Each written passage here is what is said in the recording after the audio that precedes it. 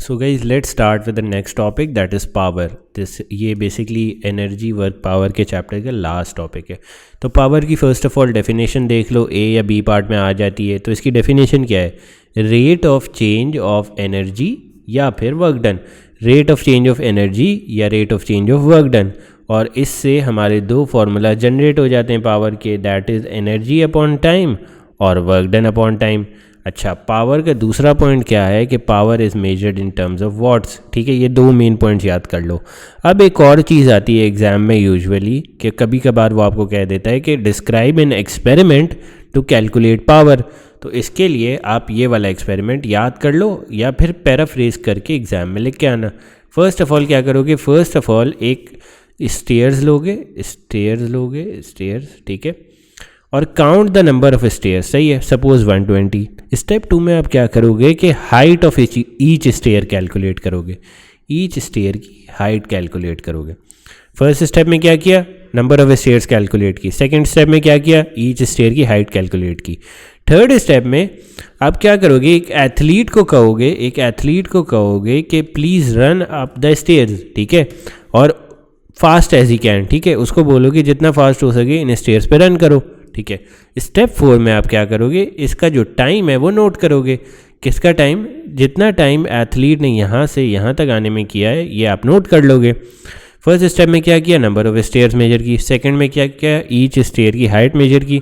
Third में आपने एक एथलीट को कहा कि यार एज फास्ट एज पॉसिबल इस स्टेयर्स पे रन करो, और वो टाइम आपने मेजर कर लिया. ठीक है. स्टेप 5 में आपने क्या किया? एथलीट का मास कैलकुलेट कर लिया. अच्छा, अब एग्ज़ाम में आपको एक्स्ट्रा पॉइंट्स मिल सकते हैं अगर आप यहाँ पे लिखो कि mass is calculated using top pan balance, beam balance और इलेक्ट्रॉनिक बैलेंस. सही है, याद है ये किस चैप्टर में पढ़ा था? ये मास एंड वेट के चैप्टर में पढ़ा था. ठीक है. अब स्टेप 6 में आपने क्या किया? पोटेंशियल एनर्जी निकाल ली. अब पोटेंशियल एनर्जी किस तरह आएगी? एक तो मास आ गया एथलीट का, G10 आ गई.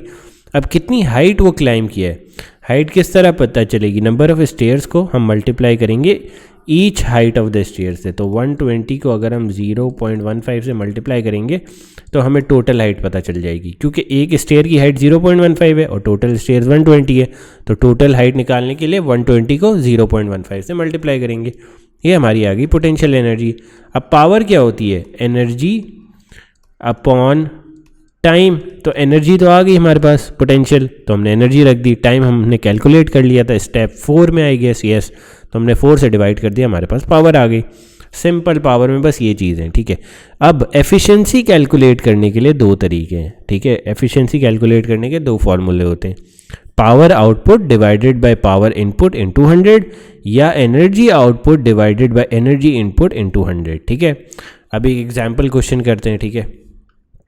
अच्छा, एक और इसमें चीज़ याद रखो कि जो ये एफिशिएंसी में पावर आउटपुट है ना, ये बेसिकली जो आपको मिल रही होती है, और पावर इनपुट वो चीज़ है जो मोटर या कुछ भी चीज़ इनिशियली लगा रही होती है. मोटर, इंजन, इनिशियली जो चीज़ लगा रहे होते हैं वो पावर इनपुट होती है, और जो आपको उससे वर्क मिल रहा है दैट इज़ पावर आउटपुट. ठीक है, वर्क फ्रॉम इट. ठीक है.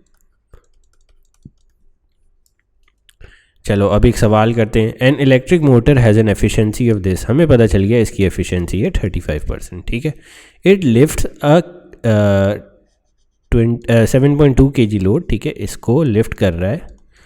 ठीक है, through a height of 5 metre. सही है, 5 मीटर पे लिफ्ट कर रहा है इन 3 सेकेंड्स. तो यहाँ पे आप देख रहे हो आपको पावर क्या पता चल रही है? ये वर्क आपको मिल रहा है ना, तो आपको इससे क्या पता चल रही है? Power output. तो पावर आउटपुट कितनी मिल रही है हमें? Is equal to energy upon time. अच्छा, एनर्जी इसमें कौन सी है? सारी पोटेंशियल एनर्जी है. ठीक है, तो पोटेंशियल एनर्जी को हम क्या करेंगे? 7 mgh लिखते हैं पहले, mgh डिवाइडेड बाय टाइम. ठीक है, mgh में m क्या है? हमारे पास m है 7.2, g क्या है 10, हाइट क्या है 5, टाइम कितना ले रही है ये पावर आउटपुट देने के लिए? 3 सेकेंड्स. ठीक है, तो इसका आंसर क्या आएगा? इसका आंसर आपके पास आएगा 120 वॉट्स. पावर वॉट्स में होती है। अच्छा, अब हमें निकालनी क्या है, पावर ऑफ द मोटर।